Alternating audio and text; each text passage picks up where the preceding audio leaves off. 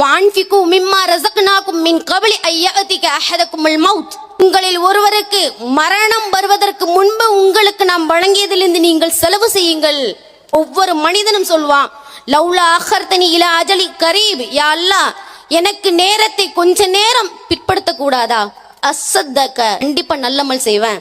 வகுமின சாலிஹின், நான் நல்லடியான மாறி நான் வருவேன் பாருன்னு சொல்லிட்டு ஒவ்வொரு மனிதனும் உயிர் தொண்டைக்குழி அடைகின்ற சமயத்தில் திருந்துவான்.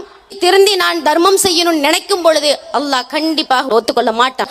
விடுங்க வரக்கூடிய வானவர்கள், ஹத்தா இதா ஜா அஹதகுமுல் மௌத் தவஃபதுஹும் ருசுலுனா வலாஹும் யஃபர்ரிதுன்.